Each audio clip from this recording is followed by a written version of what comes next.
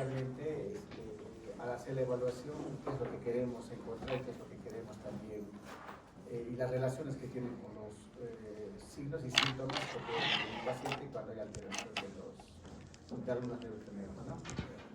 Entonces acá podemos ver, por ejemplo, los orígenes reales y los de los pares craneales, que básicamente se encuentran pues a nivel del tronco cerebral, empezando en el mesencéfalo y terminando pues en el bulbo.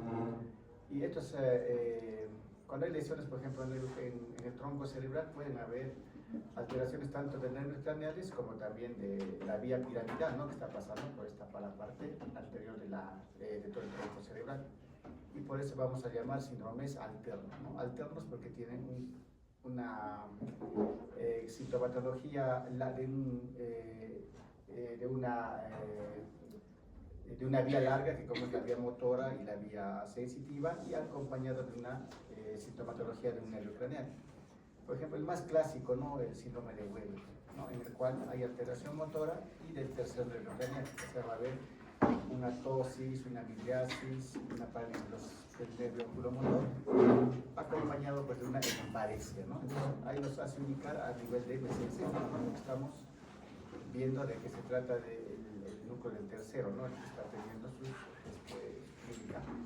Acompaña pues un tumor acá, una isquemia, puede ser una hemorragia, y nos va a dar ese síndrome, ¿no? Igual, ¿no? En cualquier parte que hay una lesión acompañada de vía sensitiva o motora y un núcleo de un nervio craneal, pues se llama un síndrome alterno, que pueden ser muchos, ¿no? Ya también ¿no? Con Wallenberg, por ejemplo, ¿no? Entonces es importante, ¿no? Cuando veamos un paciente con una alteración de un par craneal y tengo una alteración motora, una hemiparesia o alteración sensitiva, incluso pensar siempre en lo que es el tronco cerebral, ¿no? Entonces, si vemos los orígenes reales, pues vamos a ver que cada núcleo se encuentra en determinadas posiciones del tronco cerebral, y hay núcleos que incluso abarcan, pues, ¿no? Lo que es el mesencéfalo y también la protuberancia y el bulbo, ¿no? Por ejemplo, el núcleo sensitivo del trigémino, ¿no? Que es uno de los más grandes, o el del facial, ¿no? Que es motor básicamente. ¿Quién inerva de dónde viene la primera neurona para estos núcleos? Motores especialmente. ¿Dónde se origina? Ya hemos hecho eso. ¿Dónde? ¿Cuáles son las vías, las vías motoras que empiezan a nivel de la corteza cerebral y en el lóbulo frontal? Corticoespinal, bala, córtico nuclear, ¿no? Hasta sus nombres mismos lo dicen, ¿no? Córtico nuclear, porque va al núcleo, y la córtico espinal que va a la médula espinal, ¿no? Entonces, todas las vías motoras terminan en los diferentes nervios craneales que son motores, ¿no? ¿Cuáles son nervios craneales que tienen componente motor? ¿Cuál? En orden, a ver. Oculomotor. No. ¿El 2? No. Tampoco. ¿El tercero? Sí. Sí, ¿no es cierto? Pero no es solo motor el tercero. También ¿no? es mixto. Es mixto también, ¿no? ¿El cuarto? Sí. ¿Es motor? Sí. Motor puro todavía, ¿no? Eso no tiene otro. ¿El quinto? Sí. ¿Es motor puro? No. ¿El sexto? Motor puro, ¿no? ¿El séptimo? Mixto. Mixto, pero su componente motor es el que más tiene, ¿no? Por eso el séptimo motor es el más grande, ¿no? Porque mueve toda la cara, ¿no es cierto? El séptimo. ¿El octavo? No tiene nada. ¿El noveno? ¿Tiene componente motor o no el noveno?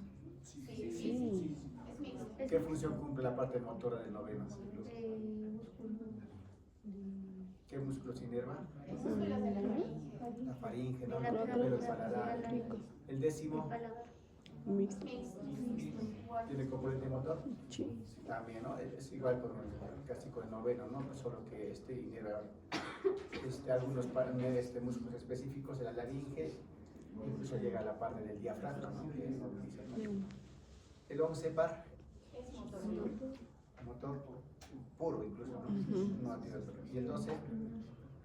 Mixto. ¿Mixto o puro es? Mixto. ¿Por qué más tiene el 12 para que sea mixto? ¿Cuál es el 12 par? Ah, hipogloso, ¿no es cierto? Hipogloso. ¿Y tiene algún componente más que no sea motor? No, solo mueve la lengua, no tiene otra función que eso. Y luego pues tenemos que siempre conocer los orígenes aparentes. ¿Por qué es importante? Porque sabemos la relación con a qué nivel están saliendo los nervios y qué tienen a los lados, ¿no? Por ejemplo, bueno, el nervio olfatorio pues ni siquiera es el único nervio que no pasa por ¿dónde? No pasa por el tronco ni por el tálamo tampoco, ¿no? Porque toda la parte sensitiva pasa por el tálamo, excepto el olfatorio, ¿no? Que directamente va de las fosas nasales, pasa por los huesos, por los etmoides y luego se va pues a la parte frontal, la parte más por debajo de la región frontal y la región temporal, ¿no? Entonces en esta zona se llama pues el área olfatoria, ¿no es cierto? Que va a producir también, si hay un tumor por ejemplo, ahí sí puede haber alteraciones. El óptico, pues, hablamos de su origen aparente en lo que es cuando se dividen, ¿no?, los nervios ópticos a nivel del quiasma, básicamente, entonces está saliendo de. Y obviamente su relación importante y que da mucha sintomatología, ¿qué sería en el quiasma? ¿Tumor? ¿Con qué se relaciona el quiasma? Pero no, hipo. Con la Hipófisis. con la hipófisis, ¿no es cierto? Que es una que incluso está por encima, se está sentando en la silla. Cuando crece la hipófisis, pues produce mucha sintomatología, ¿no? Las hemianopsias, ¿no es cierto? Compresión del nervio, que se ve en la parte normal, ¿no? Pero como esta vía es también larga, porque la vía óptica va incluso a venirse por la región parietal, temporal, hasta llegar al nódulo occipital acá atrás, ¿no es cierto?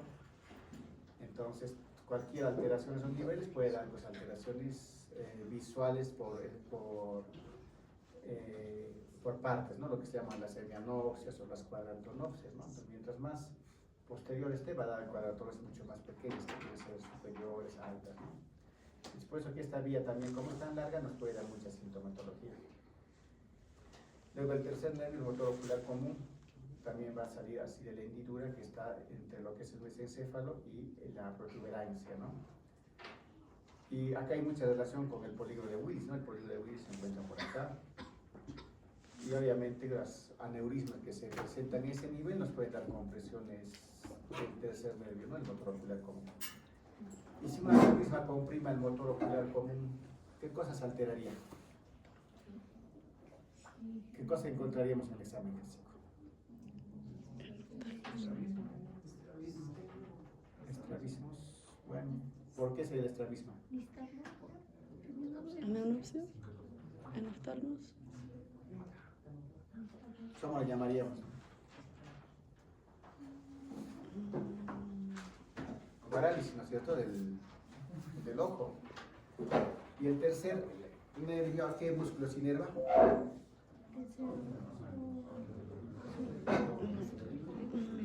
¿Y qué función cumple entonces?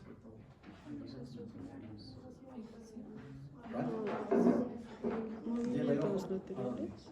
Hacia arriba y verticalmente, ¿no es cierto? Entonces, ¿qué pasaría si hay un aneurisma que está comprimiendo al nervio? Nistagmus vertical. Nistagmus. Una parálisis. ¿Dónde está?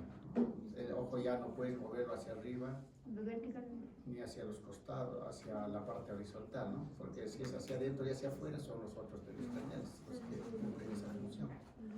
¿Qué más tendría ese paciente si hay un aneurisma comprimiendo al tercer nervio?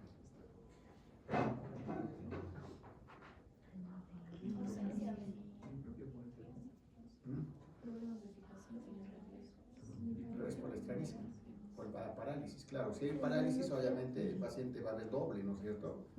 Porque el ojo paralizado va a ver una cosa y el otro ojo que se mueve normal va a ver otra cosa. ¿Cómo llamamos eso? Diplopía, ¿no es cierto? ¿Y qué más podríamos ver en un paciente que tenga un aneurisma acá comprimiendo el tercero?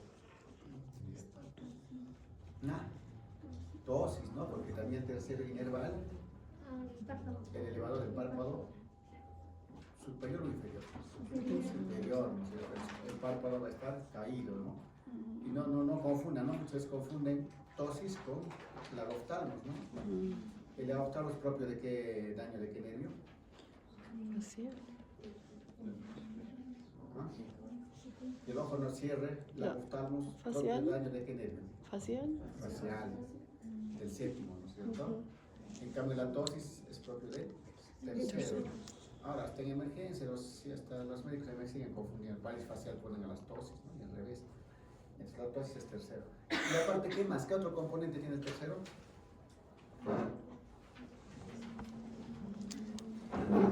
¿Qué hace funcionar también el tercero? ¿Ah? La pupila, ¿no es cierto? La pupila. Entonces, ¿qué pasa si el tercero lo comprimo aneurisma acá? ¿Qué pasa con la pupila? ¿Qué función tiene el tercero de la pupila?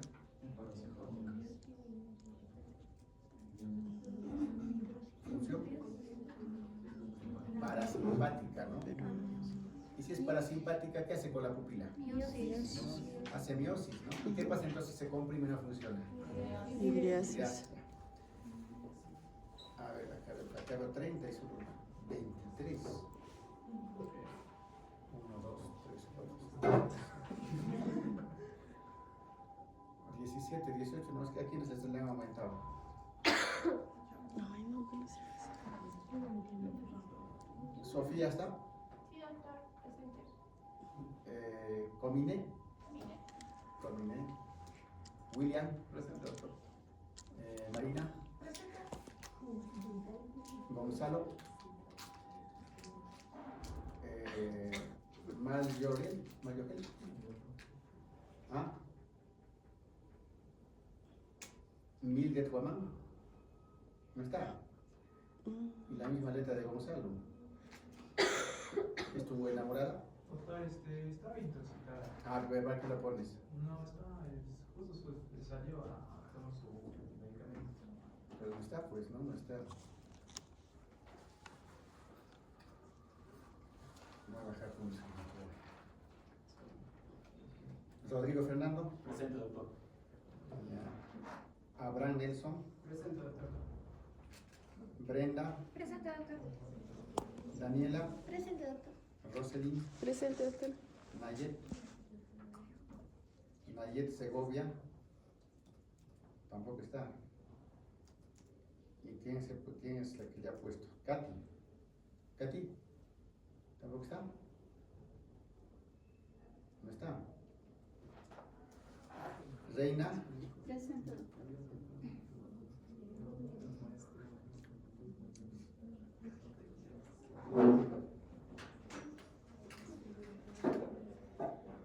Estoy fichando gente. Axel. Presente. Junior. Ahí va el baño. Sí, estamos. Sí, está ahí, No he estado. Joaquín. Presente, doctor. Kenneth Pereira. Tampoco. ¿Quién ha anotado? Cabe con mayúsculas. Joaquín ha anotado. Sí, doctor. Que ya está fuera, pero ya. Ah, sí, lo que notas. ¿No? Jamie. Tampoco. Charmely. ¿Tú le has anotado? No, pero sí estuvo. Sí, estuvo.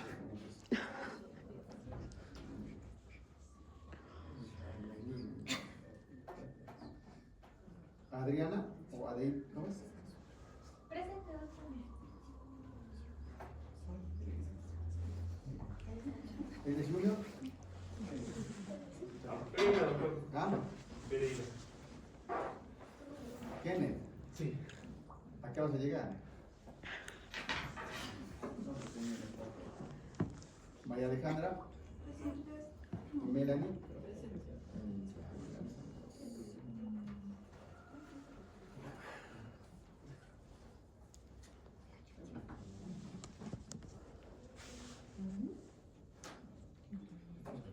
Ya, entonces, ya vamos a seguir.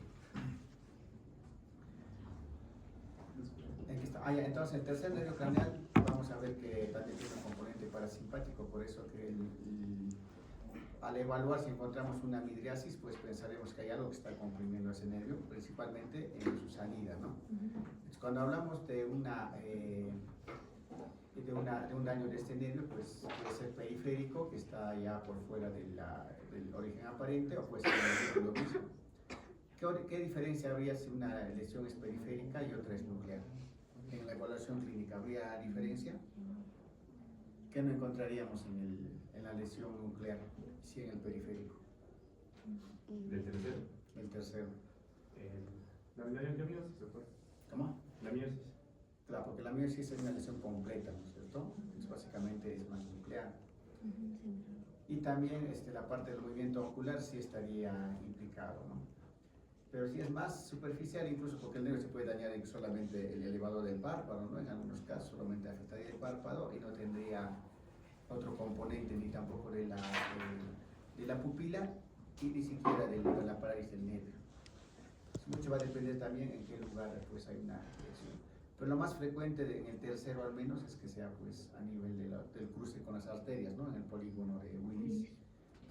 Y por eso si vemos una parálisis del tercero, siempre debemos sospechar en un proceso de un aneurisma, ¿no? A ese nivel.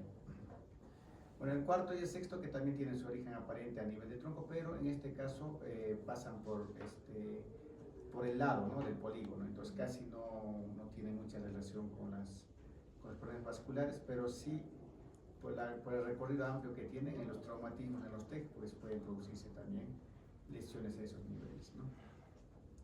El quinto, ¿no? Si ven, el trigémino es un nervio bastante grueso que tiene un componente tanto motor como también sensitivo, y luego ya va dividiéndose, ¿no? En lo que son las sensaciones de la cara, ¿no? Tanto el nervio olfatorio, el maxilar y el mandibular, ¿no? Y su componente motor, que es más pequeño, que también pues acompaña la parte sensitiva, pero que es raro que se lesione solo, ¿no? Casi siempre los dos. El sexto, bueno, también ya vimos que es parte del que se mueve el ojo. El séptimo, el nervio facial, también va a tener un componente sensitivo, ¿no? Que acompaña a la parte motora, ¿no? Y el componente sensitivo, como todo nervio sensitivo, tiene su ganglio, ¿no? ¿Cómo se llama el ganglio del séptimo? Genicular. Claro, ¿no? ¿Y el del quinto? Gases. Sí. El séptimo y el octavo nervio, digo, el noveno y décimo nervio casi siempre van juntos, ¿no? Hasta llegar a la parte por la parte posterior, llegan a la faringe, y luego ya pues cumplen funciones diferentes en algunos órganos incluso, ¿no? Como en el corazón ambos llegan, ¿no? El componente del vago es el noveno y el vago es el décimo, y el noveno a veces un componente simpático también. Y bueno, inerva incluso pues parte de todos los órganos el décimo, ¿no? Y el décimo primero y décimo segundo obviamente ya son motores puros, y es raro que se lesione, ¿no? Solamente el décimo segundo, a no ser que sean operaciones a nivel cervical, en algún tumor que esté en la parte de la base del cráneo, o también en algunas, más que todo en situaciones de apuñalamiento, ¿no? En esas zonas se puede dañar. Y queda una atrofia de los músculos, pues, lo que es el esternocleidomastoideo y el trapecio. Bueno, lo que es el nervio olfatorio, el primer par, como dijimos, pues es el único nervio que no pasa por el tálamo ni por el tronco cerebral, ¿no? Entonces, el bulbo olfatorio se encuentra pues sobre la placa cribiforme del etmoides. Sus exámenes y sus axones van a ser sinapsis en el núcleo olfatorio anterior, que se encuentra por encima, ¿no? El núcleo olfatorio anterior, por encima de la lámina cribosa, y terminan pues en la corteza olfatoria primaria, ¿no? Que se llama la corteza piriforme, así como la corteza entorrinal y las amígdalas de la región temporal, ¿no? Del lóbulo temporal del cerebro. Y la corteza piriforme se encuentra en la parte frontal, básicamente, ¿no? Entonces puede haber alteraciones del nervio olfatorio en varias formas, ¿no? Especialmente cuando hay lesiones a nivel de la lámina cribosa y etmoides, y casi siempre son por TEC, ¿no? Los que, especialmente accidentes que hay un golpe en la parte frontal, accidentes en moto, ¿no? Muchas personas que van en moto, no usan casco, o incluso con casco, ¿no? Se fracturan toda esta zona y pueden perder pues el olfato, ¿no? Obviamente que hay pérdidas de olfato parciales o leves cuando hay inflamación a nivel de fosa también nasal, pero las lesiones verdaderas se producen más que todo por lesiones a nivel del bulbo o ya en la parte de la corteza cerebral. Expresión neurológica, ¿no? Incluso los compañeros lo mostraron con videos, pues hay que hacer una prueba del olfato con determinados productos que no sean irritantes, ¿no? Pues de canela, algo cítrico, la menta, ¿no? La hierbabuena. Y por cada fosa nasal se hace una por una y se hace el cambio, ¿no? Lo que huele, esperar unos 30 segundos, un minuto, y luego le hacemos oler otro, ¿no? Para saber si realmente está teniendo la misma sensación. Y luego le preguntamos también si el otro lado percibió igual que el anterior, ¿no? Eso es reconocer las sustancias olorosas. En lo que es las patologías, hemos dicho, ¿no? Las afectaciones de la mucosa nasal, hasta una gripe, ¿no? Cuando una persona está con gripe, pues va a tener menos olfacción y va a presentar también algún tipo de cambio, ¿no? Que puede pensar incluso de que no puede sentir los olores que normalmente se sienten, ¿no? Algunos procesos expansivos en el bulbo olfatorio, comprensibles los tumores, ¿no? Los meningiomas de la base del cráneo pueden comprimir el nervio, como también algunos tumores como los tumores de los neurinomas también, ¿no? Que se producen a ese nivel. Y los traumatismos cardioencefálicos, que son la causa más frecuente, ¿no? También puede haber alteraciones tipo de la corteza misma, donde llega ya donde llega la corteza olfatoria primaria, que como dices, en la corteza cerebral puede haber lesiones que producen convulsiones a ese nivel, o más que convulsiones, síndromes epilépticos, ¿no? ¿Cómo sería qué sintomatología tendría haber una epilepsia a nivel del lóbulo, del área piriforme del frontal? ¿Cómo sería la crisis del paciente?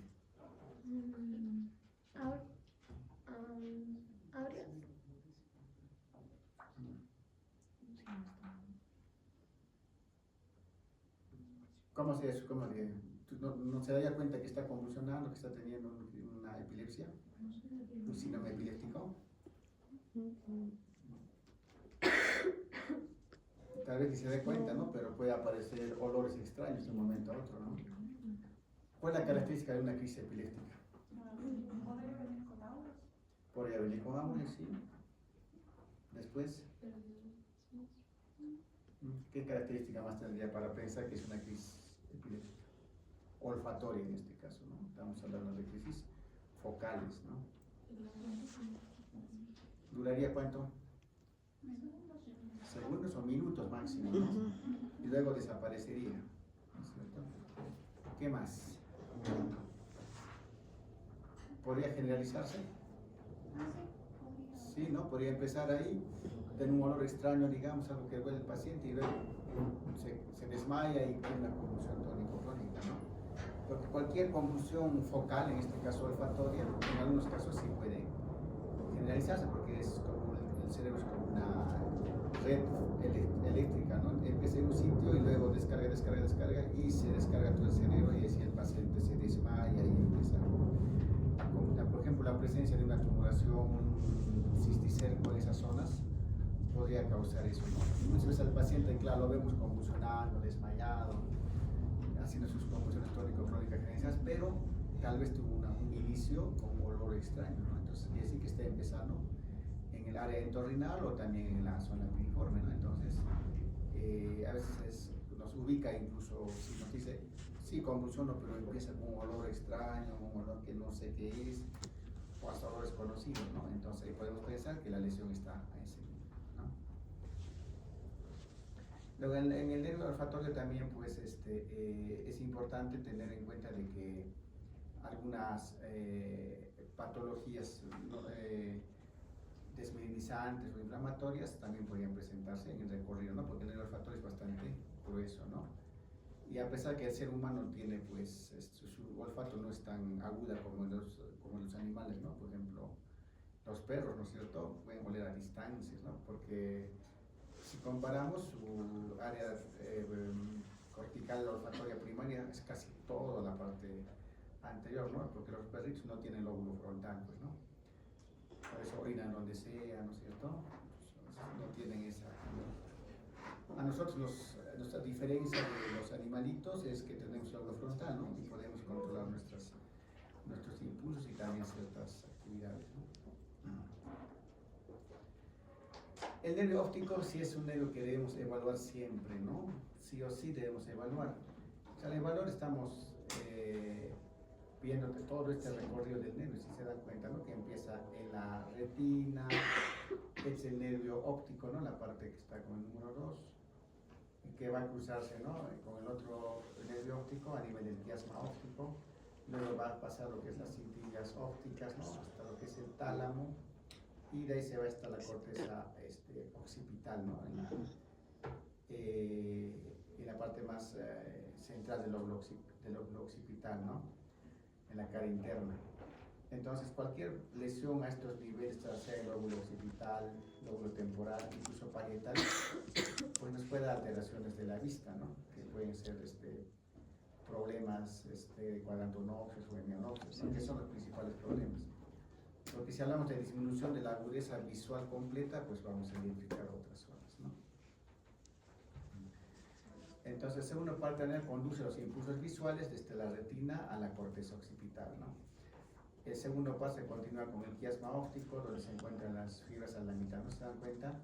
De la parte interna se cruza hacia el otro lado, ¿no? En cambio, de la parte externa van por la misma vía, no llegan a cruzarse, es 50-50. Y eso explica que una compresión a este nivel, ¿no? Lo que es la hipófisis, pues de una hemianopsia, pero bitemporal, o sea que no ve este lado, el lado temporal del lado izquierdo, del lado derecho, y el lado temporal del lado izquierdo, ¿no? Porque este lado se va a cruzar, ¿no? Digo, el lado, ambos son bitemporales. Entonces se entrecruza la fibra de la mitad nasal, pero no de la mitad temporal, ¿no es cierto? El núcleo geniculado también hace sinapsis con la segunda neurona, ¿no? Que está a este nivel, y finalmente termina pues en la corteza occipital, donde ya se va a traducir todo lo que vemos, ¿no?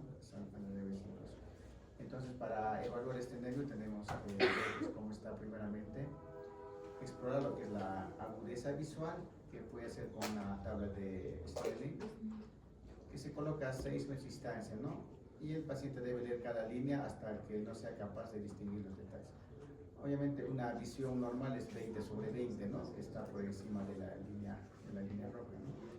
Por lo demás, pero en este caso solo nos sirve para ver la agudeza, ¿no? Que es básicamente la parte de la parte anterior de la vista, ¿no? Lo que corresponde a la córnea, lo que corresponde al cristalino, etc., ¿no?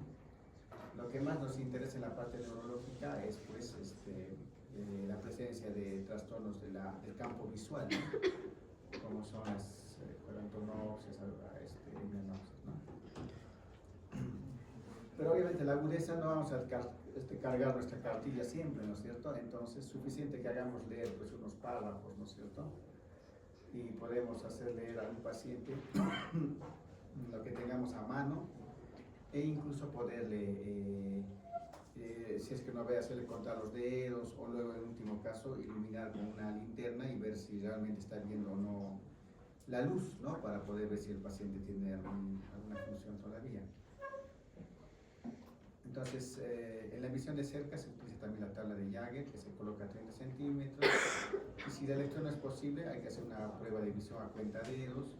Si la visión es ínfima, hay que determinar si percibe la luz, ¿no? Con una linterna, básicamente. A ver, ¿qué patología neurológica nos podría dar disminución de la agudeza visual? Neurológica. No, ¿qué patología? ¿Qué daño en dónde? ¿En qué parte de la vía?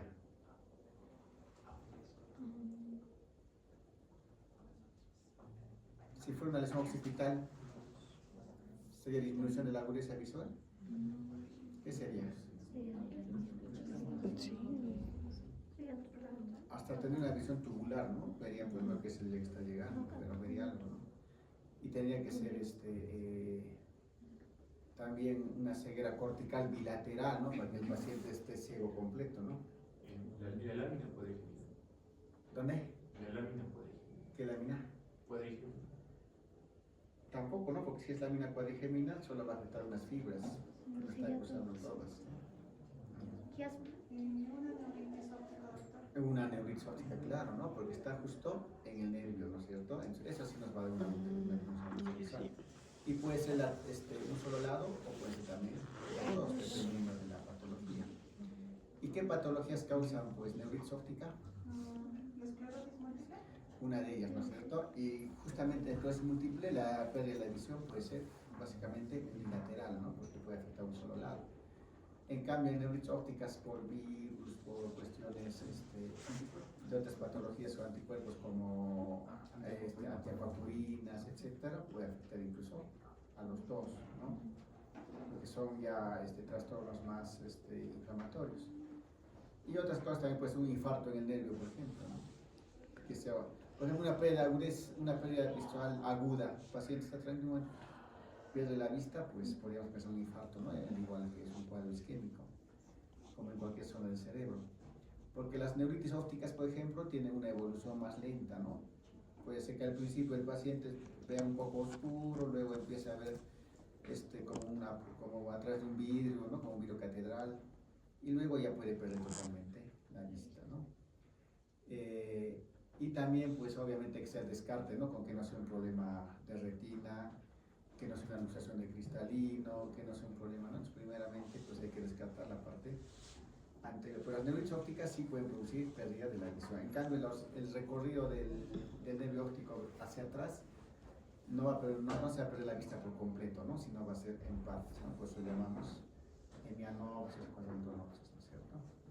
Y por eso que se hace la exploración del campo visual.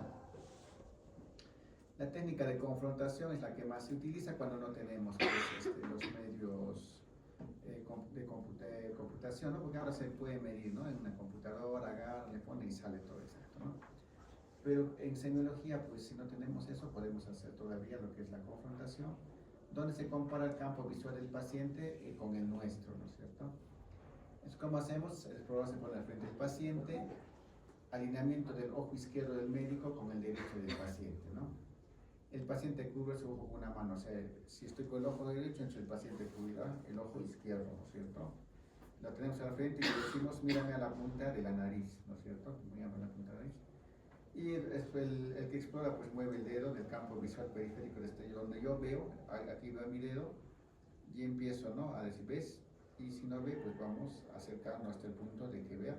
Y luego alejamos, y si, por ejemplo, estoy alejando, yo sigo viendo mi dedo y el paciente ya no ve, entonces estamos hablando de una hemianopsia, ¿no es cierto? Entonces exploramos el dedo desde el campo visual periférico hasta central al paciente y debe indicarse cuando lo percibe, ¿no?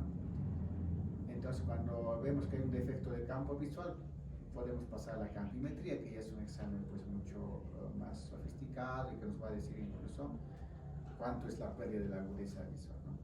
Lo importante cuando hay estas alteraciones es tratar de ubicar, pues, ¿no? Si es a nivel del nervio óptico. Obviamente con el nervio óptico casi siempre la pérdida es completa, ¿no? No tiene un campo en sí. En cambio, en el quiasma sí va a haber, ¿no? Una hemianopsia y hacia atrás también, ¿no? Las hemianopsias y cuadrantonopsias. Y también sería importante en este campo, pues siempre pedir que se vea la visión a colores, ¿no? Porque la visión a colores también nos indica, por ejemplo, que desaparece la neuritis óptica, ¿no? En cambio, en una cuadrantonopsia sí se ve los colores, a pesar de que ves la mitad, pero ves los colores. En cambio, en la neuritis óptica, pues se pierde la visión a colores, ¿no? Hay unas tablas también, ¿no? Han visto del Ishihara, ¿no? Para ver citas. Eso puede ayudarnos a ver la visión a colores, pero si no tenemos ahora, pues todos tienen un celular y aparece el cuadro de Ishihara, ¿no?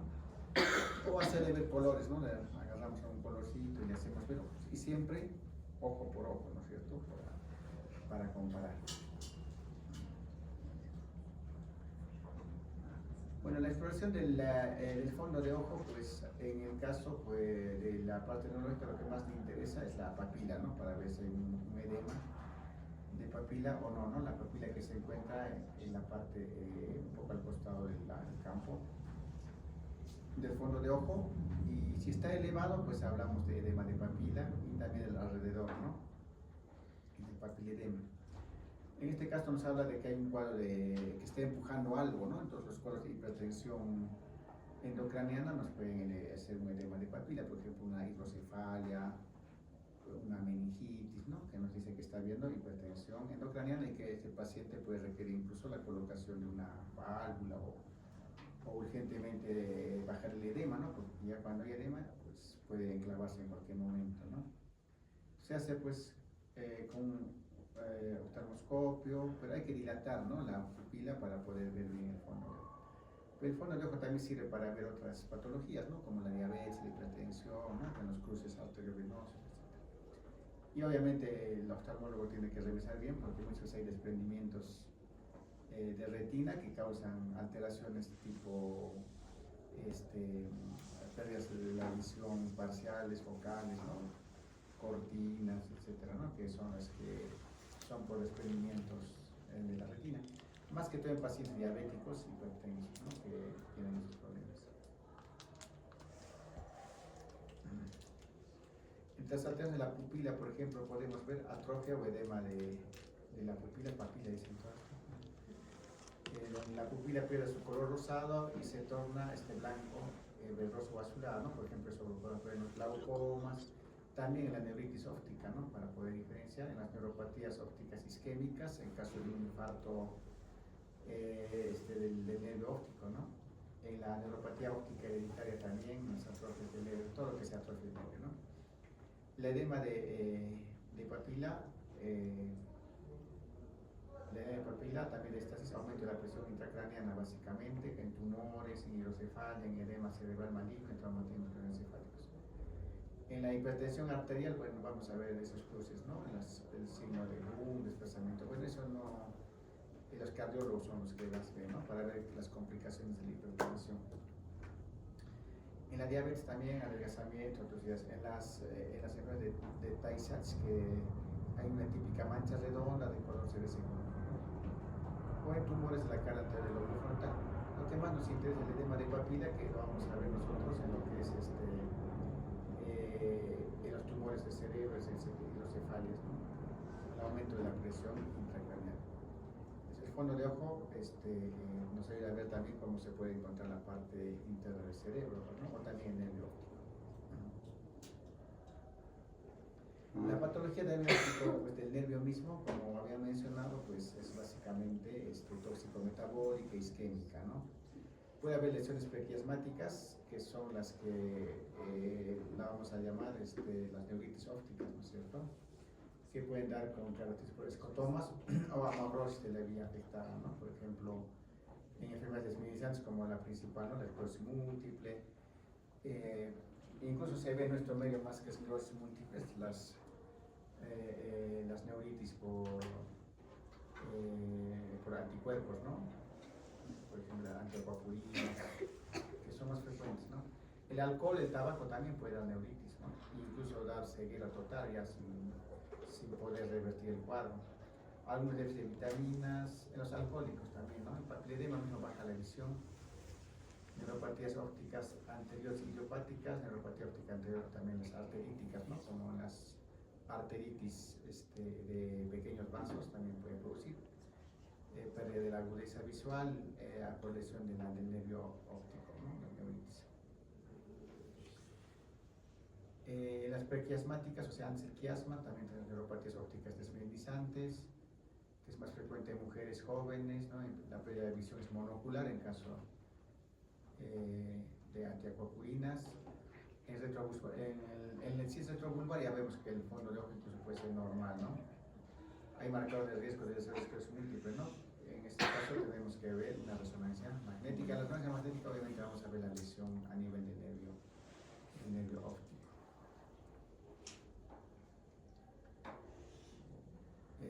Bueno, ya hemos visto las lesiones no arteríticas, las arteríticas, ¿no?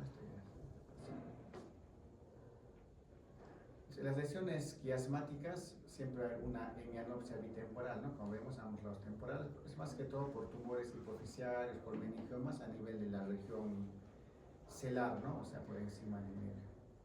En las lesiones, en radiaciones ópticas, que es la parte que está entre lo que es el lóbulo temporal y también parietal, puede haber tumores o infartos, ¿no? A esos niveles. Lo que vamos a ver son unas hemianopsias homónimas derechas, que respetan la visión macular, ¿no? A nivel central, por ejemplo, va a ver. Es difícil con un examen solamente de la capimetría misma ver cómo está afectado, ¿no? Y el paciente al final muchas veces tiene su hemianopsia, pero tiene una hemiparesia, entonces casi no menciona la parte de las alteraciones visuales, ¿no? Por eso hay que buscar. Pero si la alteración visual solamente se presenta en otra clínica, pues ahí sí hay que realizar la capimetría y poder buscar a qué nivel tiene una lesión, porque puede ser la primera manifestación, por ejemplo, de un tumor también a nivel temporal o parietal, ¿no? Que se presenta con una hemianopsia o con una cuadrantonopsia, y que muchas veces no le dan importancia, ¿no? Ya cuando el tumor crece, obviamente va a tener unas complicaciones. Ya, entonces, en el segundo nervio también no se olviden de que es la vía aferente del reflejo pupilar, ¿no es cierto? Entonces, si el segundo nervio, especialmente en la parte del nervio óptico, no está funcionando adecuadamente, pues no va a haber respuesta pupilar, ¿no? Porque no va a llevar no va a llevar la sensación, en este caso óptica, ¿no? Que es a la luz. Entonces no va a haber miosis de la pupila, ¿no? No va a haber respuesta del tercero. Entonces el tercer nervio motor siempre se evalúa junto al tercero y al cuarto y al sexto, ¿no? Los tres. Con una simple manera, ¿no? De hacer mover la vista hacia arriba, hacia abajo, hacemos una H, ¿no? Ahí, y luego arriba y abajo. Y ahí estamos viendo todos los movimientos, pues, del ojo, ¿no? Verticales, transversales, ¿no? En la parte interna y en la parte externa. Por ejemplo, cuando se daña el tercero, pues mira hacia arriba, especialmente cuando se hace la parte externa, ¿no? Y ya tenemos que, si una parálisis, pues la clínica principal será que el paciente está viendo doble, ¿no? Entonces, ella si ve doble ya nos dice que hay una parálisis. Que a veces son poco notorias, ¿no? Especialmente cuando son del cuarto y del sexto, ni se nota muchas veces que el ojo esté un poco desviado, ¿no? Y son mínimos, pero suficiente para dar ya sintomatología, ¿no? Estos tres nervios son, pues, responsables de la motilidad ocular extrínseca e intrínseca del ojo, ¿no? Son 6 músculos que controlan la motilidad extrínseca del globo ocular, más el músculo elevador del párpado, que también está elevado por el tercer nervio. Bueno, acá tenemos todos los músculos que se inervan tanto de lo que es el tercero, el cuarto y el sexto, ¿no? El patético básicamente pues tiene un solo músculo, igual que el motor ocular externo, ¿no? Que es y que sus movimientos son clásicos en la parte horizontal, ¿no? Lleva el ojo hacia adentro y el ojo hacia afuera, ¿no? Entonces, para ir del cuarto, por ejemplo, pues el ojo no podrá ser llevado hacia adentro, ¿no? Y se queda en la parte externa. Y el sexto, ya también el ojo pues no llega a completar su recorrido hacia la parte externa. Y para ver la motilidad ocular intrínseca, pues se hace el examen también pupilar. Se hace una exploración estática, vamos a ver la pupila, el tamaño, forma, su simetría, ¿no? Entonces vamos a ver si las pupilas están isocóricas o son anisocóricas, ¿no? Y también el tamaño, para decir si hay miosis o midriasis. ¿Desde qué tamaño decimos que tiene la pupila está miótica? ¿Miótica?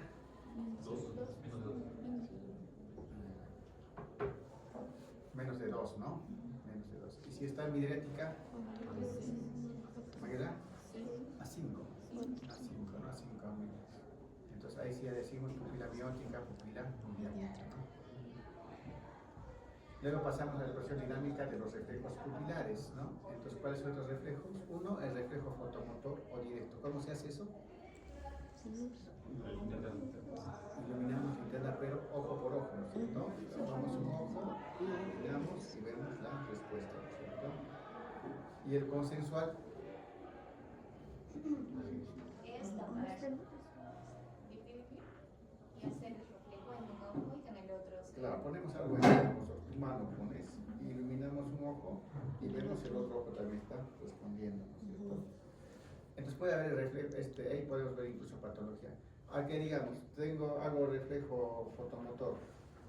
Entonces, no hay respuesta ni directa ni consensual. ¿Dónde está el daño?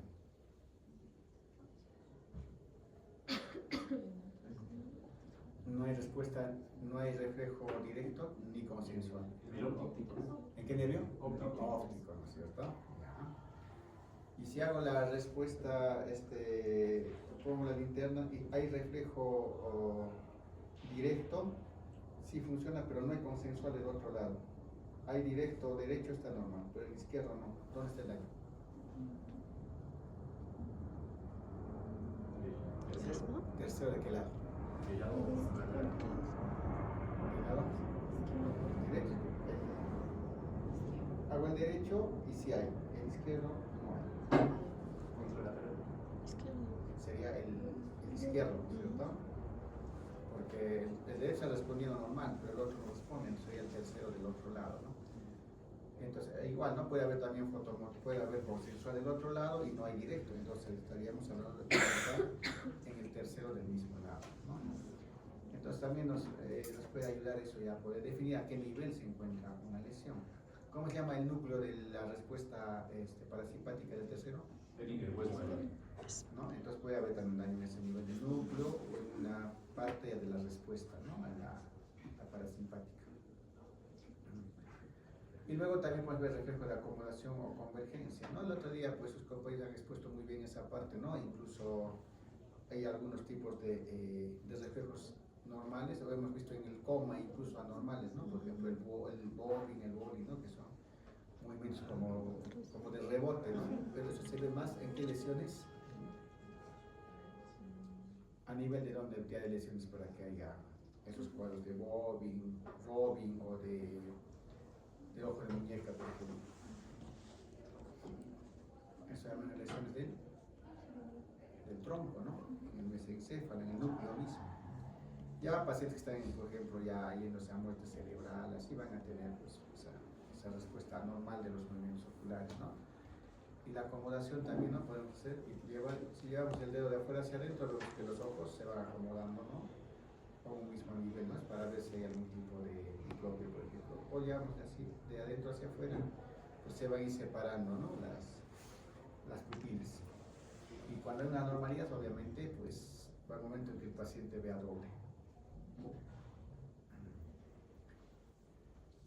La motilidad ocular intrínseca, pues la pupila, pues, sabemos, ¿no? La inervación parasimpática a nivel de lo que es el nervio ciliar, ¿no? Es el que va a contraerse y va a producir que la pupila tanto se ponga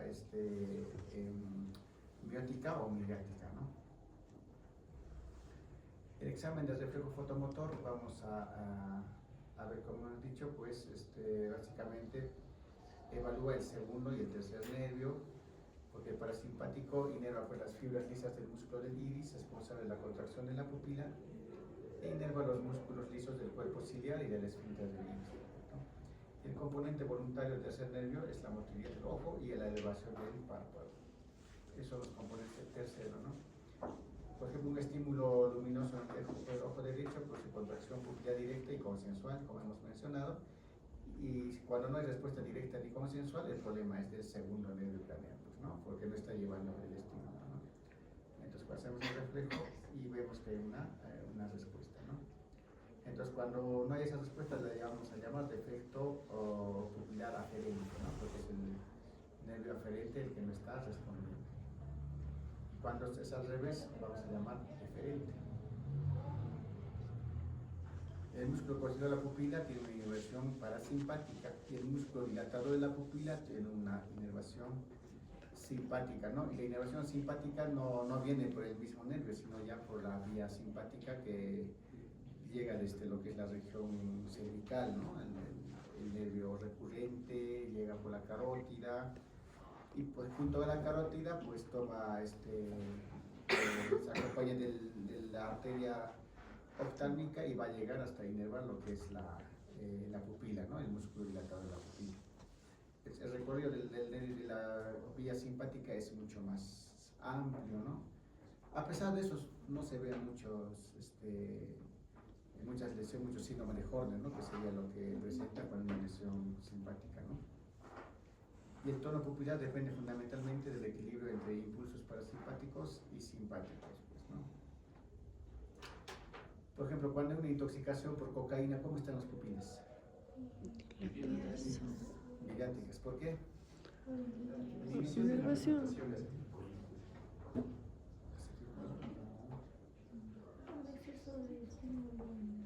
¿Eso produce la cocaína?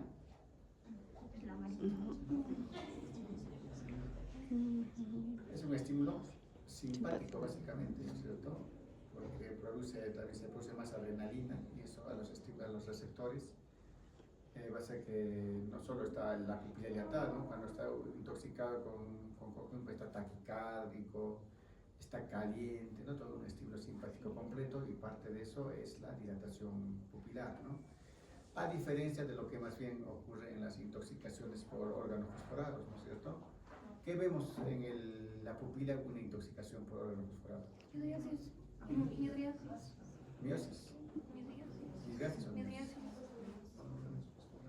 ¿Qué produce el órgano fosforado?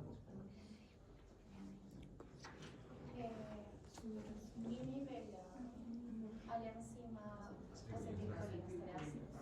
Ya, inhibe la acetilcolinesterasa, o sea, hay más acetilcolina o menos acetilcolina. Más. ¿Ah? ¿Y la atropina que le damos qué hace? Compite. Pero ¿cuál es su función? Compite, ¿cómo? ¿Aumenta qué? ¿Disminuye qué? Aumenta la recaptación La recaptación de de acetilcolina, ¿no es cierto? ¿Y cómo la pupila se va a comportar entonces cuando aumentamos esa recaptación? Miosis, ¿no? Entonces justamente hay que ver cuando controlamos pues que el ojo para una intoxicación, ¿no es cierto? Nos va a ayudar a determinar eso. Hablamos de eso cuando son problemas tóxicos, metabólicos, ¿no? Porque son ambas pupilas. En cambio, si es una sola, o sea, una anisocoria, tiene más valor para un problema estructural a nivel del nervio o del cerebro, ¿no? Por ejemplo, como les mencioné, un aneurisma, por ejemplo, no va a afectar a ambas pupilas, ¿no? Sino a una. Entonces, cuando vemos anisocoria, siempre pensar en que el daño es más estructural, ¿no? Entonces, también es una focalización neurológica, igual que una hemiparesia, por ejemplo, ¿no? En la deposición estática, pues hay que ver la isocoria, ¿no es cierto? Que son las dos pupilas, deben tener el mismo tamaño con cualquier iluminación ambiente. Una pupila normal está entre 2 y 6 milímetros, ¿no? La miosis, ambientes luminosos, pupila miótica, hablamos, hemos dicho, ¿no? Menor a 2 hasta 0.5. Entonces también la midriasis, vamos a tener que en ambientes oscuros, la pupila miliática es entre 6 a 10 milímetros, básicamente, ¿no? Aún es de 5, ¿no? Acá dice 6.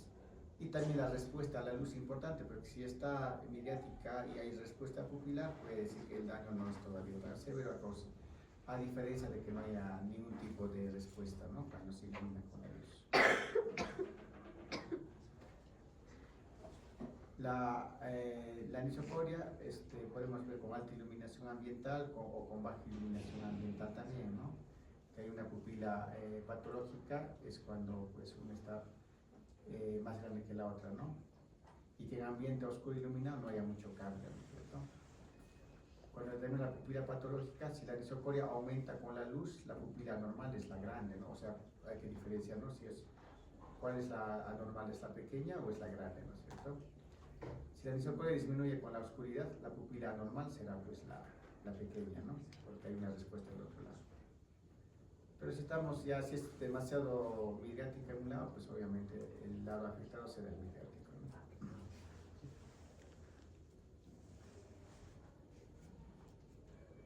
¿no? Entonces, para realizar los efectos pupilares, habitación con poca luz, se ilumina el ojo, se observa la reacción de ambas pupilas, ¿no? El fotomotor directo, hay latencia de un segundo para realizar miosis, y el ritmo consensual, la pupila del ojo iluminado se contrae igualmente, ¿no? El ojo no iluminado. La refleja acomodación, convergencia, es que ambos ojos la distancia básicamente. Entonces, cuando vemos los países movimientos oculares, que es lesión de los globos oculares, hablamos pues de una lesión puede ser del tercer, cuarto o el sexto, ¿no? Como vemos, el tercer nervio, básicamente la pupila no se puede mover hacia arriba y a la parte externa. Cuando se trata del cuarto par, pues la pupila no puede llevarse a la parte externa Y cuando es el sexto, pues la pupila se queda pues, en la parte media, digamos, sin poder llegar a la parte más interna, ¿no? En la lesión del tercer par vamos a encontrar tosis más ojo desviado hacia afuera y hacia abajo, ¿no? Hacia afuera y hacia abajo. Cuando son lesiones de fibras, de las fibras simpáticas, vamos a ver midriasis paralítica y también abolición del reflejo fotomotor con parálisis de la acomodación. Cuando son la lesión de fibras simpáticas, el síndrome de Krauss-Bernard-Horner, ¿no? Que es, ¿qué se presenta en el síndrome de Horner? Tosis, Miosis y anhidrosis, ¿no es cierto? Del lado afectado, ¿no? Que es una respuesta simpática. Miosis, obviamente, porque como el parasimpático es el que va a estar ejerciendo más sobre la vista, ¿no es cierto? Por eso miosis. Y la tosis es también porque el elevador del párpado se inhibe, ¿no? Cuando hay lesión del sexto, hay un ojo desviado hacia adentro, ¿no? Un estrabismo convergente. El estrabismo convergente, ¿no? Que sería esto. Y hay una parálisis de la abducción del ojo, o sea, no va a ir hacia afuera. Y lesión del cuarto, pues imposibilidad de mover el ojo hacia abajo, en una diplopia, al leer, bajar escaleras, ¿no? Pero también no se puede llevar el ojo hacia la parte más interna. Entonces, cuando uno baja las escaleras, ¿no? Siempre mira hacia abajo. Entonces, en ese caso, el cuarto, pues los pacientes se caen incluso, ¿no? Porque no ven esto, no llegan a ver las escaleras. Es importante los oculomotores porque nos van a poder dar información de lesiones con pruebas de nivel. Pues si vemos una parálisis, tenemos que ver pues, si se trata de patología intracraneal o también de patología solamente del propio nervio. ¿Por qué cree que se afecta solo el nervio sin tener problemas cerebrales? Una lesión mecánica. ¿Parálisis? Una lesión mecánica. O sea, por un, Sí, puede ser un traumatismo. Especialmente el cuarto, ¿no? Porque el recorrido es bastante largo y sí, pues, pero aparte de lo traumático. Aneurisma. Claro, el área más periférico, ¿no? También, sí, pues incompleto, tumores en esas áreas. También un área importante en lo que pasa a los oculomotores es el seno cavernoso, ¿no? El seno cavernoso es un área en el que está pasando el tercer nervio, el quinto y también la carótida, ¿no es cierto? Y es una vena grande, ¿no? Entonces, ese nivel también puede haber lesiones, ¿no? Pero se manifestará con clínica de cefalea, náuseas, vómitos, ¿no? Incluso palpitaciones en lo ocular. Pero también es frecuente ver solamente problemas del nervio, ¿no? Unas neuritis, unas neuropatías. El paciente diabético, por ejemplo, pues tiene muchas posibilidades de hacer neuropatía de cualquier nervio craneal, especialmente del tercero, ¿no? Que es donde se afecta y es una neuritis, pues, metabólica en este caso por diabetes, ¿no? Virales también, sin tener que afectación de la parte interna, sino solamente de la parte periférica del nervio. Entonces las polineuropatías también no se olvidan, ¿no? Así me ha ido mi batería, ¿qué hora tiene? 6:16. Ah, ya tenemos entonces. Está oscuro ya. El nervio trigémino, el quinto par, pues este nervio es importante porque recoge la sensibilidad facial, incluye la mucosa nasal, bucal, el nervio motor y la parte motora, la musculatura de la masticación, ¿no? La parte sensitiva se divide pues, en una rama oftámica, una rama mandibular y una rama maxilar, ¿no? Las cuales muchas veces pueden sufrir alteración, especialmente a nivel del ganglio, en caso del herpes zóster, ¿no es cierto? El herpes zóster que vive pues, en los ganglios, muchas veces puede aparecer afectando una rama o afectando incluso las tres, ¿no? En casos extremos, ¿no? Hasta como afecta incluso el trigémino, incluso inerva lo que es la córnea, ¿no? Y en caso de herpes puede incluso aparecer lesiones a nivel corneal, ¿no? Todo lo que sea inervado, si es que hay un herpes zóster, ¿no? ¿Qué virus es el herpes zóster? ¿Saben?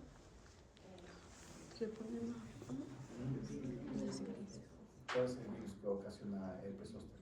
El herpes. 1, 2, 3, 4. Ah, es otro virus. El virus de la varicela. Claro. Por eso el que ha tenido varicela, pues los pacientes mayores pues hacen mucha herpes zóster, ¿no es cierto? Los abuelitos. Los abuelitos. Algún abuelito habrá tenido que ha hecho herpes zóster, ¿no? Porque antes no había vacuna para varicela, ¿no? Entonces, este virus queda viviendo en los ganglios de los nervios, básicamente, ¿no? ¿Cuántos ganglios tenemos? Todos los nervios sensitivos tienen su ganglio, ¿no? Muchas veces aparece el herpes pues a nivel de toda la pierna, ¿no? Especialmente cuando se afecta pues el ganglio del ciático, no todo el recorrido, o en los dermatomas, ¿no? Que también tienen nervios periféricos, etc. Y siempre, ¿no? Cuando hay un herpes nunca pasa la línea media, ¿no? Siempre está en un lado nada más. Porque afecta pues, pues afectación, cuando ya afecta, digamos, dos zonas de ganglios o pasa al lado contralateral, ya tenemos que hablar de una inmunosupresión, ¿no? Muy severa que está ocasionando eso. Pacientes con VIH, por ejemplo, sí pueden hacer herpes hasta generalizada, ¿no? Terrible,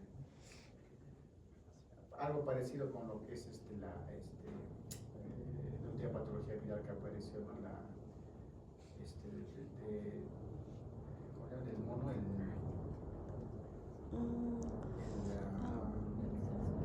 ¿cómo se llama ese del mono? Viruela del mono. De viruela del mono. El virus se encuentra en los ganglios. Entonces, cuando evaluamos el nervio trigémino, tenemos que ver pues tanto su componente sensitivo como su componente motor, ¿no? Y el sensitivo, pues básicamente hacemos comprobando la sensibilidad térmica y dolorosa en la cara, ¿no? Podemos usar pues una bolsa de algodón, alfiler o desdoblando un clip, ¿no? Se toca distintas áreas faciales y comparando siempre, ¿no? Lado derecho con el izquierdo, ¿no es cierto? Y preguntar si la sensibilidad se siente es igual, ¿no? Y también si es con el alfiler siempre hay que cuidar de no pinchar muy fuerte, ¿no? También tenemos el examen de reflejo corneal, ¿no? Donde se toca la córnea con algodón y se valora pues, la intensidad de la percepción y el cierre del párpado, ¿no? O sea, si tocamos a alguien se toca, pues lo que va a hacer es cerrar el párpado y también se lo hace de forma muy fuerte, ¿no? ¿Cuál sería la vía aferente del reflejo entonces corneal? La respuesta, vía eferente, facial, lo que es facial es el que cierra con el párpado inferior, porque el párpado superior es el tercero, ¿no es cierto? Entonces lo que cierra es el párpado inferior, ¿no? En este caso sí podemos ver que el nervio está funcionando pues adecuadamente y también usamos el reflejo corneal para establecer, por ejemplo, muerte cerebral, ¿no? Cuando ya desaparecen esos reflejos, pues podríamos pensar. Pero también las parálisis faciales puede que desaparezca el reflejo corneal porque si está dañado el séptimo, ¿no es cierto? Entonces no hay respuesta diferente. El componente motor, hay que palpar los núcleos temporales, ¿no? Situados en la frente también, comprobar la contracción pidiendo al paciente que mastique, ¿no? Vemos la fuerza cuando, acá, ¿no? Si masticamos fuerte se ve como los músculos se ponen, ¿no? Duros, se contraen. En cambio, con una alteración hay flacidez y no hay fuerza para cerrar la boca, ¿no? Hay que palpar el macetero también por delante y por debajo de la articulación temporomandibular, pidiendo hacia la mandíbula. El paciente debe mover la mandíbula en sentido lateral, ¿no? A los costados. Explorar el reflejo maceterino, ¿no? Boca entreabierta, mentón fijo con el pulgar, eso se golpea sobre el pulgar con un martillo y debe percutirse, ¿no? En la parte del pulgar, la respuesta de la contracción del músculo macetero con cierre de la boca. ¿Cuál sería la vía aferente de este reflejo? Trigémino. ¿Ah? Trigémino, ¿no? Y el deferente también es trigémino, trigeminal, ¿no es cierto? Porque acá sí es facialmente, ¿no? ¿Cuál es la patología más importante del trigémino? Pues si es de la parte muscular, hay debilidad, atrofia de la musculatura facial afectada, desviación de la mandíbula hacia el lado lesionado y reflejo corneal abolido, ¿no? En la parte sensitiva. Y la sensibilidad facial está disminuida también, ¿no? Otra patología es la neuralgia del trigémino. Es un dolor facial más frecuente. Bueno, se puede presentar en mayores de 50 años, más frecuente en mujeres, pero también en menores, ¿no? Pero si vemos en una persona joven hay que sospechar también de esclerosis múltiple, ¿no? Porque puede estar produciendo una lesión a nivel del núcleo del trigémino. Entonces son crisis de dolor tipo paroxístico de duración entre 1 segundo a 2 minutos, son crisis muy intensas tipo electricidad, ¿no? El dolor ha de tener al menos las siguientes características para considerarse pues neuralgia trigémino. Que sea intenso, que sea superficial, eléctrico o también lancinante, ¿no?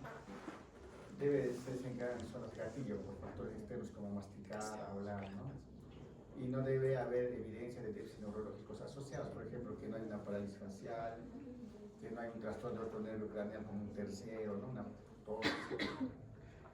Y no debe ser atribuido tampoco a otra patología como un problema pues, dental, un absceso, cosas, ¿no? Que pueden aparecer. La neuralgia trigémino pues son dolores que es de difícil control, pero obviamente siempre hay que descartar que no sea alguna patología compresiva o inflamatoria del nervio, ¿no? Claro que la mayor parte de neuralgia trigémino son de causa idiopática, ¿no? Pero puede haber casos en los que sí está relacionado con un tumor, una esclerosis múltiple, algún problema desmielinizante o también el cruce, ¿no? De algunas arterias a nivel del cerebro que están comprimiendo al tercer nervio, o incluso más superficiales, ¿no? Ya en la división de los nervios puede haber alguna arteria que esté cruzando por encima o por debajo del nervio y esté comprimiendo y producir ese dolor. Lo que es el tratamiento, pues está con medicamentos para el dolor neuropático, como la carbamazepina, la gabapentina, la motrigina, el baclofen, eso ya se verá en medicina, ¿no? Lo importante es saber reconocer, ¿no? Porque muchas veces a los pacientes con neuralgia trigémino se empiezan sacando las muelas, ¿no? Porque piensan que es dolor de muela, le sacan una, otra, y al final no, el dolor persiste. Pero ya se quedaron sin dientes. Por eso hay que también saberlo, ¿verdad? El séptimo nervio es facial, como hemos dicho, es un nervio mixto, tiene un componente motor que son los núcleos de expresión facial. El componente sensitivo básicamente es de los 2/3 anteriores de la lengua, sensorial más que todo, ¿no? Y la sensibilidad del dorso del pabellón auricular, parte del conducto auditivo externo, ¿no? En esta parte. Tiene también fibras parasimpáticas que van a inervar lo que son las glándulas lacrimales y salivales, ¿no? También la glándula submandibular y sublingual. El parasimpático, ¿qué hace con la secreción? ¿Disminuye o aumenta? Aumenta. Aumenta, ¿no es cierto? Tanto lo que suma pues, el estímulo mismo al comer, ¿no? Empieza a haber más salivación, etc. Este nervio también pues, puede tener diferentes patologías por su recorrido mismo, ¿no? Y la principal es la parálisis facial, ¿no es cierto? En la exploración neurológica, la función motora, vamos a ver pues, la inflexión de la cara, presencia de asimetrías. En reposo lo observamos primero, algunas asimetrías ya se notan incluso desde que al paciente se le mira, ¿no? Hay que pedir que eleve las cejas, que frunza la frente, ¿no? Que cierre los ojos, que sonría, que enseñe los dientes, que infle las mejillas también. Y también se hace la prueba de fuerza del músculo auricular del ojo, ¿no? Hay que pedir que se cierre el ojo con fuerza y se explore al intentar elevar el párpado, ¿no? Con los dedos. Y vamos a determinar la resistencia que ofrece, ¿no? Y el signo de Bell es la imposibilidad de cerrar el ojo más el desplazamiento hacia arriba. O sea, no puede cerrar y el ojo se va hacia arriba y la esclera se ve, ¿no? Ese es el signo de Bell, ¿no? O sea, que pedir que sonría, observamos también que frunce el ceño y la fuerza, ¿no? No elevamos el párpado superior, pero el de abajo, pues como está fuerte, pues se va a cerrar. Entonces, nos dice que está funcionando adecuadamente, ¿no? Acá también, ¿no? Los cachetes van a inflar, ¿no? El que sostenga el aire, ¿no? Porque cuando hay parálisis se le sale, ¿no es cierto? Por un costadito el aire. Es básicamente en patología de parálisis faciales, ¿no? Que vamos a ver más frecuentemente. La función motora se hace la prueba de la fuerza del músculo auricular de la boca, insuflar las mejillas, ¿no? Y presionamos, lo que hemos visto. El signo de Chebostek también, ¿no? En caso de hipersensibilidad del nervio facial, ¿qué pasa?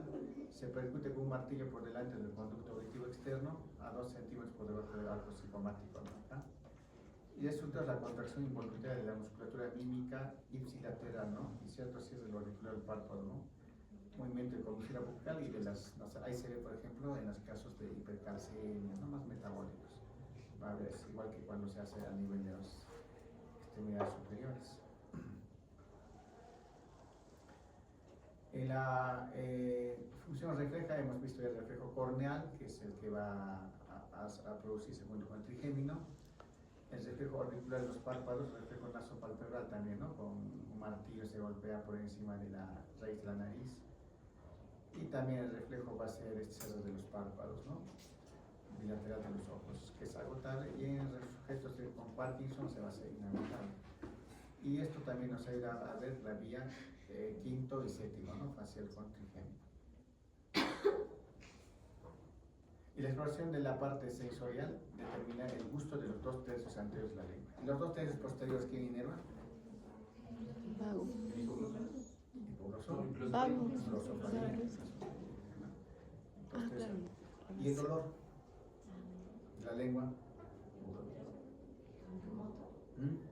¿Qué preguntó, doctor?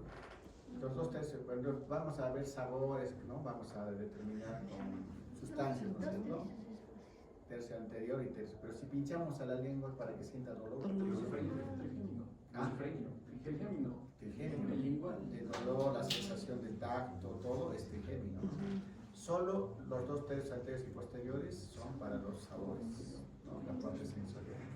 Pero que es dolor, temperatura, tacto, es trigémino, ¿no? Entonces vamos a aplicar pues sal, limón. ¿Qué más aplicaría? Azúcar, no dulce, ¿no? Para ver cómo está la sensación de los sabores, ¿no? Se lava la boca y luego pues se instala nuevamente. Por ejemplo, le ponemos limón, sienta, luego la sal, que previamente se tiene que enjuagar la boca, ¿no?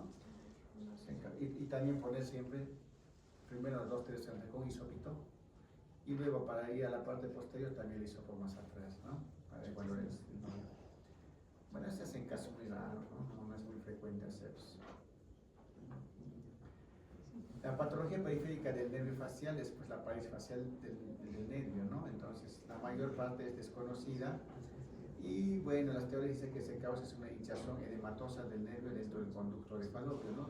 A la salida de lo que es el nervio del cráneo, ¿no es cierto? En la base del cráneo hay un edema que, bueno, las teorías pueden ser virales, ¿no? Por el virus del herpes, puede ser por causa frigori y autoinmunes, etcétera, ¿no? Entonces, pero no hay una causa determinada de la parálisis facial periférica o idiopática, que también se llama parálisis de Bell, ¿no es cierto? La parálisis de Bell, que será pues el 90% de todas las parálisis faciales. Y las otras causas obviamente pueden ser tumores de la glándula parótida, ¿no? A este nivel ya, fracturas de cráneo también, ¿no? A nivel hueso temporal con esa fractura por parálisis, tumores del hueco temporal, ¿no? Los colestatomas que están en el oído, enfermedades de Payet que dañan el hueso también, ¿no es cierto? Los neurinomas del ángulo pontocerebeloso, que son tumores benignos, pero que comprimen. Algunos aneurismas sí también podrían producir las infecciones meningos, ¿no? ¿Y cómo podríamos, por ejemplo, una parálisis facial determinar si es una parálisis de Bell o es otra cosa más grave? La frente, la parte de la frente, para ver si es central o periférica. No, eso es para diferenciar parálisis central de periférica. Pero acá solo estamos hablando de una parálisis periférica. La parálisis de Bell es benigna, ¿no? Porque al final el 90% se va a curar con terapia física. Hasta le das placebo al paciente, vitaminitas que vaya tomando, que al final no sirve para nada, pero como no hay nada que darle, le das, ¿no es cierto? Es un neurobión famoso, ¿no es cierto? A todo le dan neurobión. La terapia, y a veces hasta solo se va a curar las parálisis faciales o de Bell, ¿no? Cuando son leves a moderadas. Pero también mucho va a depender del daño del nervio, ¿no? ¿Y cómo se ve el daño del nervio? No, el daño, ¿cómo establecemos si la lesión es leve, moderada o severa porque es leve cuando se daña la capa de mielina. Es moderada o un poco severa cuando se daña el axón mismo, ¿no? Y ya es grave cuando ya se daña lo que es la parte ya de la cobertura del nervio mismo, ¿no? Después vamos a tener la electromiografía. Pero en caso de parálisis, pues a veces no es necesario hacerla tampoco, porque al final te va a decir, es ley de moral, vas a decir, haga terapia, no le vas a dar otra cosa, ¿no? No existe. Solo como a veces se puede dar como un pronóstico, ¿no? Pero es peor que al paciente le digas, tu daño es severo y nunca te vas a recuperar, no le vas a decir eso, ¿no? Mejor darle esperanza siempre, ¿no es cierto? Entonces, ¿para qué lo vas a matar emocionalmente? Entonces le dices, no más que siga con terapias y bueno, ahora recupera, ¿no? Pero ya cuando es el daño ya axonal, pues es más difícil, ¿no? Y una parálisis facial idiopática sí puede dar daño axonal en un 5%, es mínimo, pero podría pasar, ¿no? En cambio, ya cuando es una fractura, por ejemplo, es muy probable que incluso ya sea más que una axonomesis, una neurogmesis, en el cual pues ya no va a haber recuperación, ¿no? A no ser que se haga un trasplante de nervios, que es un poco complicado, ¿no? Porque son nervios profundos, y a veces pues lo único es cirugía plástica, ¿no? Mejorar la parte muscular para que pueda cerrar un poco mejor el ojo, ¿no? Pero no hay un tratamiento cuando es un daño ya severo, ¿no? Pero estamos hablando de parálisis facial solamente periférica. Cuando hablamos de central ya es diferente, ¿no? La periférica, pues en la clínica vamos a ver en el reposo hay una desviación de la comisura bucal hacia el lado sano, porque el lado sano jala. Piel del lado afecto tensa, sin arrugas, el párpado inferior del lado afecto cae. Hay incapacidad para cerrar el ojo. ¿Cómo llamamos eso? La incapacidad para cerrar el ojo.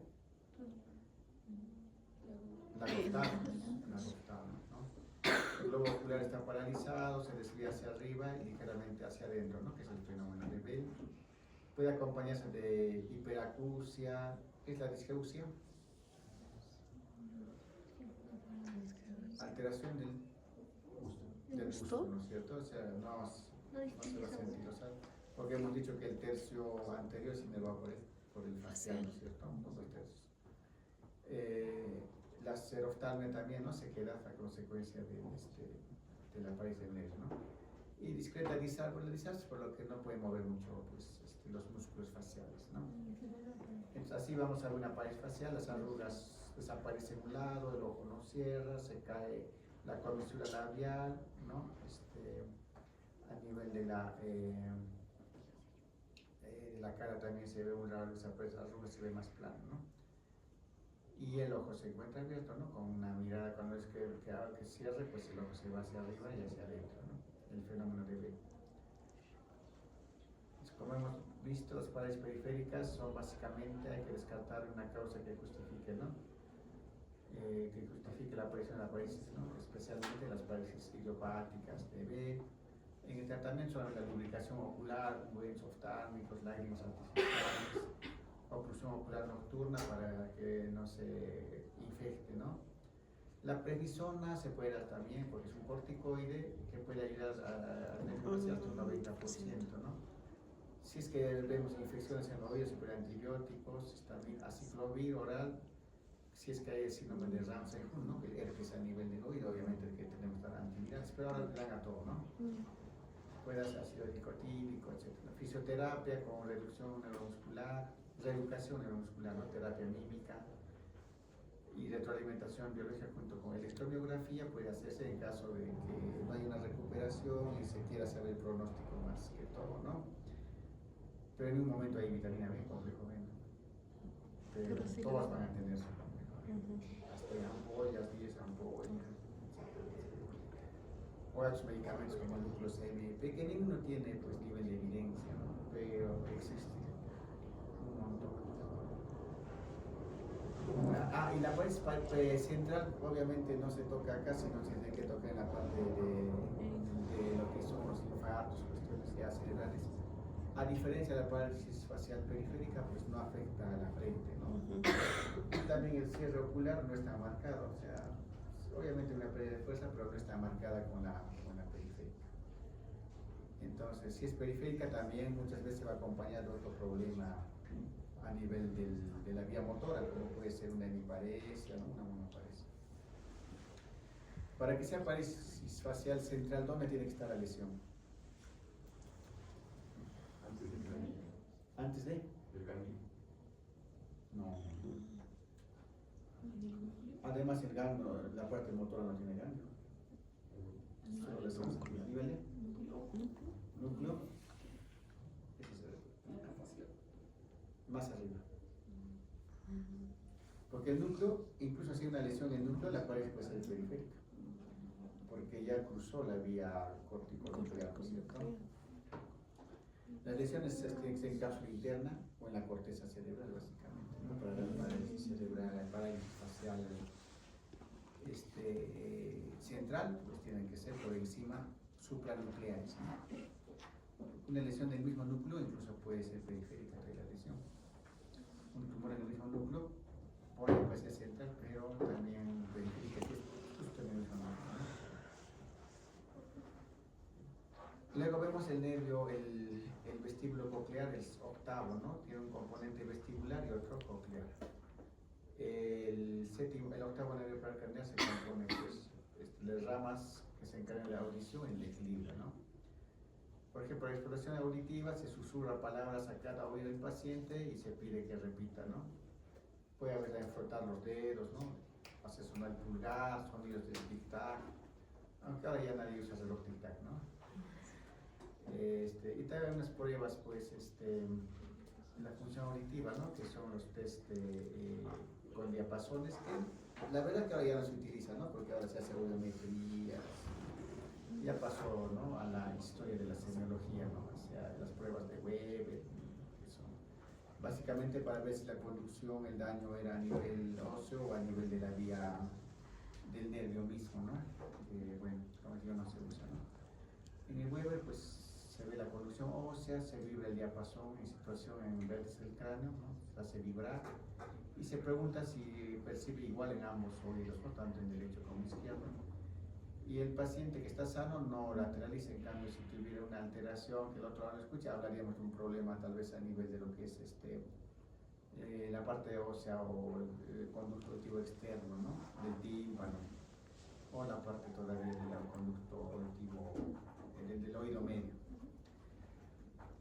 En cambio, en la de Riné, pues se hace para ver la conducción por vía aérea, se mide el diapasón y situado en la próxima historia de cada oído, el paciente deberá avisar cuando cese la percepción del zumbido, ¿no? Del diapasón.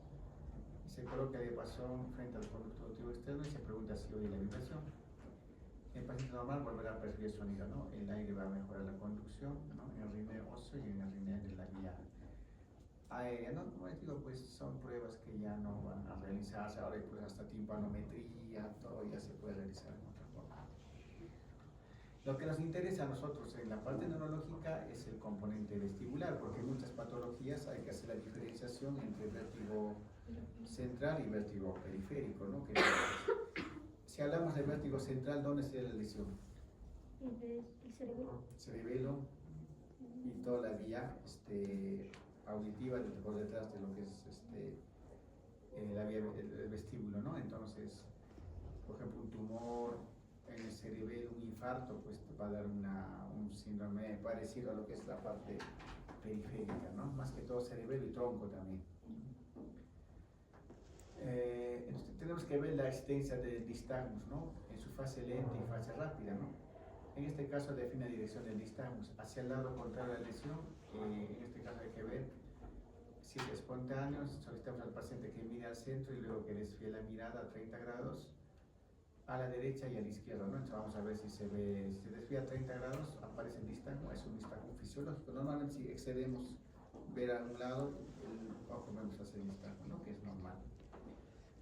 Luego también hay distamus posicionales o inducidos, ¿no? Como en la maniobra de Dix-Hallpike, ¿no? En la cual ponemos al paciente colgado su cabeza en una camilla y lo levantamos, ¿no? De un lado y vemos, ¿no? Si está habiendo distamus provocado, nos habla de lesión vestibular, ¿no?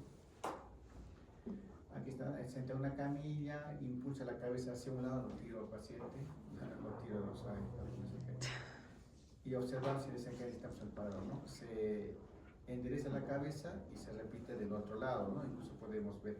Eso principalmente se hace para confirmar lo que son los vértigos posturales paroxísticos benignos, ¿no? Que son frecuentes también, ¿no? Pacientes que están a la mañana se levantan y se les gira todo, ¿no? hasta se caen a veces con náuseas, con vómitos, ¿no? Y al cambio de posición de la cabeza empiezan a tener esos vértigos, ¿no? Entonces, ahí hablamos más de un vértigo periférico y el vértigo postural es una de esos vértigos, ¿no? Aquí es el discolpe, que tiene mucha relación con la colocación de los otolitos en lo que es los conductos semicirculares, ¿no? Que son anterior, posterior y lateral, ¿no es cierto? Aquí están los otolitos, están flotando en líquido, ¿no? Entonces, cuando hay una lesión, que puede ser algo pequeño, pues estos otolitos se van a otro de los conductos y empieza a haber el vértigo, ¿no? Cuando se levanta la cabeza, cuando se gira. Y la manera de discolpe, ¿no? Así lo ponemos al paciente y vemos, pues, no se hace muy frecuentemente porque a veces puede producir hasta que el paciente se desmaye o puede llegar a vomitar, ¿no? Porque unos vértigos muy intensos, ¿no? Que siempre hay que diferenciar del vértigo central o cerebeloso, ¿no? Que también es intenso, pero no empeora con el cambio postural, ¿no? El tipo de distancia también, ¿no? En el central es más vertical, ¿no? O también es tipo giro. En cambio, el periférico es casi siempre horizontal. Otra forma de distinguir, pues obviamente algunas de las manifestaciones cerebelosas no solo van a ser vértigo, ¿no? También va a haber hipotonía, va a haber ataxia, va a haber dismetría, ¿no? Porque el paciente vestibular, por mucho que esté mareado, no tiene mucha dismetría, ¿no? Solo que tiene el vértigo muy marcado y la marcha también, ¿no? Que no puede hacer recto, ¿no? Está inestable. En cambio, el cerebro es atáxico, ¿no? Para poder diferenciar. Y también hay maniobras de restitución. Cuando el vértigo no mejora, hay que tratar de ver en cuál conducto es el problema y tratar de restituir los otolitos, ¿no?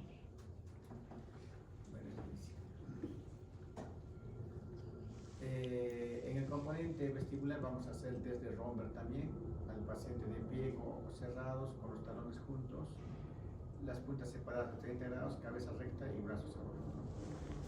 El vértigo periférico hay inclinación hacia el lado patológico de Romberg, ¿no? Se cae hacia el lado que el oído puede estar mal.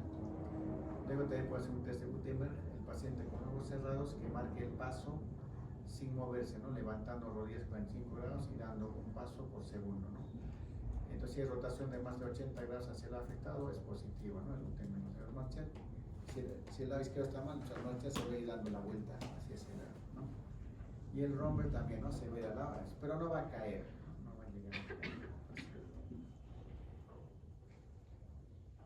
También el signo de Romberg es positivo en lesiones que de corones posteriores, ¿no es cierto?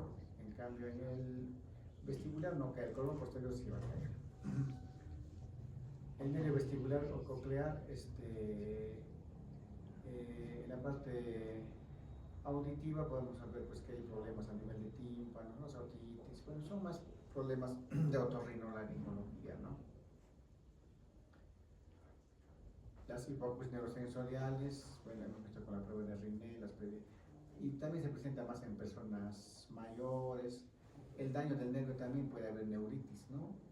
Que producen sorderas agudas, ¿no? Que muchas veces ya no se recuperan. En lo que es la patología vestibular, sí, este cuadrito es importante para hacer el diagnóstico entre vértigo periférico y vértigo central. Por ejemplo, la frecuencia, el periférico es más del 90%, ¿no? Es más frecuente. En la sensación, el vértigo en el periférico es lateral, giros de objetos básicamente, ¿no? Lo que gira las cosas. En cambio, en el central puede ser más mareo, desequilibrio e inestabilidad. Síntomas asociados en el periférico pueden ser otológicos, ¿no? Como hipoacusia, presión, otorrea, acúfenos, ¿no? Cuando se daña ambos nervios, ¿no? En lo que es los centrales, pues hay neurologías como cefalea, déficits sensitivos, puede haber diplopia, defectos visuales, incluso una hemiparesia, ¿no? Si es en el tronco el problema. El nistagmus en el periférico es horizontal, rotatorio, unidireccional y se suprime por fijación. En el central es vertical o combinado, ¿no? Cambiante, invertido, no se suprime con la fijación. El Romberg hay inclinación hacia la parte del lado patológico, ¿no? En cambio, en el central es difícil de interpretar porque como está el paciente atáxico puede parecer un Romberg, pero es más su inestabilidad. que no debería verterse, ¿no? El Gutenberg, ¿no? El que hemos visto la marcha, en el mismo lugar hay rotación de más de 80 grados hacia el lado afectado o la propulsión sin giro. En el centro hay inestabilidad con tendencia a caer, ¿no? Pero no porque sea el problema de la marcha, sino porque como está tan atáxico no va a sentir, o sea, va a estar totalmente inestable, ¿no? Marchas ciegas, por ejemplo, el pueden sentir también con ojos cerrados, es inestable en el central. Y en lo que es en el periférico es inestable, en el central hay marcha en estrella, ¿no? A veces con la propulsión, si el paciente va a ir caminando así como un borracho, ¿no? Uno de otro lado. Entonces la diferenciación es importante. Ahora, si es un vértigo, quedamos que se trata de un vértigo periférico, pues tenemos que saber qué patologías, ¿no? Lo más frecuente es el vértigo postural paroxístico benigno. ¿Qué más podría dar vértigo periférico?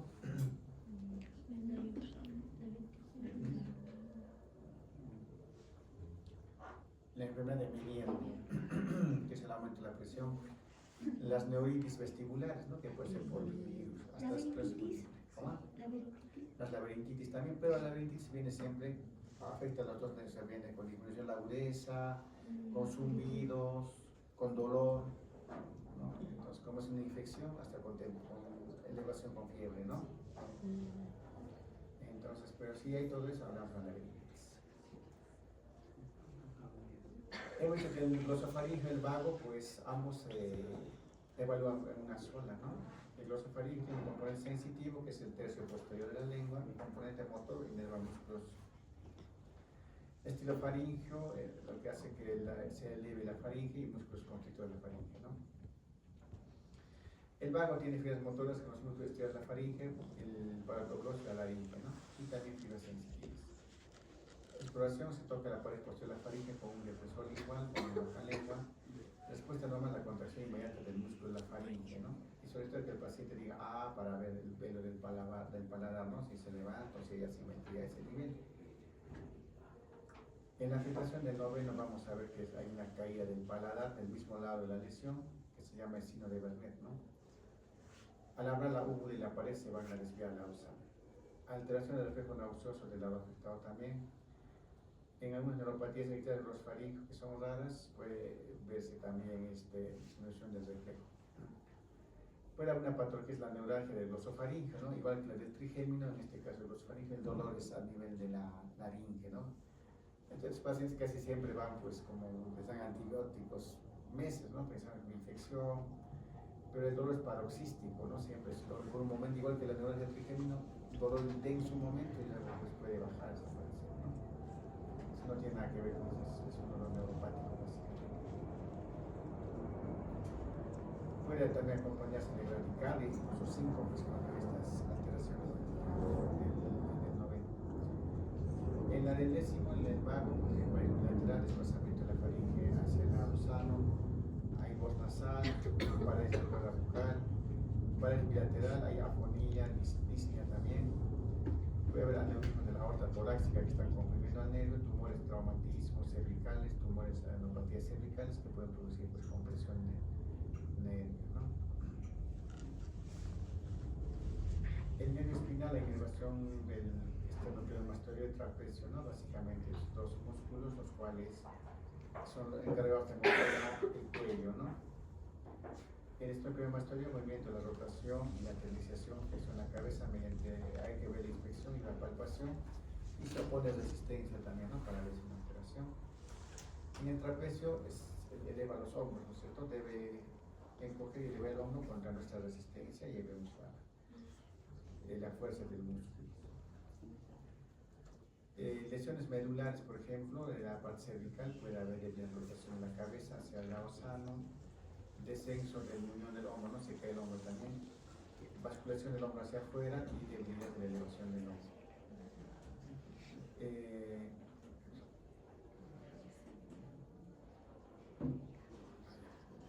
Y cómo se llama, principalmente en el décimo son lesiones cervicales, ¿no? Traumáticas, más que todo tumores de la base del cráneo que son raros, ¿no? Que afecta solo ese nervio, es bien raro. Y el hipogloso, que es el decimosegundo par, es exclusivamente motor, inerva la lengua y también el tiroideo, ¿no?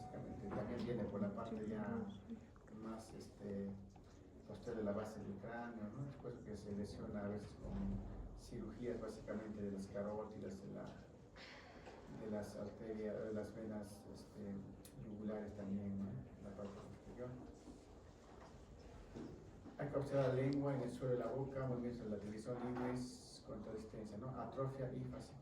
Si hay atrofia y fasciculaciones, la lesión de la lengua sería de primera o segunda motoneurona. De segunda, al igual que el músculo, ¿no? Entonces, sabemos que la vía córtico nuclear también es la última, ¿no? Llega al osofaringeo, la parte motora. Y puede haber alguna enfermedad como el ELA, esclerosis lateral amiotrófica, que afecta a la segunda motoneurona, y entonces la lengua es uno de los principales afectados, ¿no? Si que pase atrofia, vemos la lengua en lobo, ¿no? Chiquita, delgada, con parálisis, que no tiene fuerza, ¿no? Para poder mover. Pero también afecta la laringe, la faringe. Entonces hay ELAs que solo afectan el tronco, ¿no? Sin afectar tanto a la parte del resto de las extremidades, y solamente la afectación es en la lengua, ¿no? Patologías supranucleares, pues tenemos paredes unilaterales,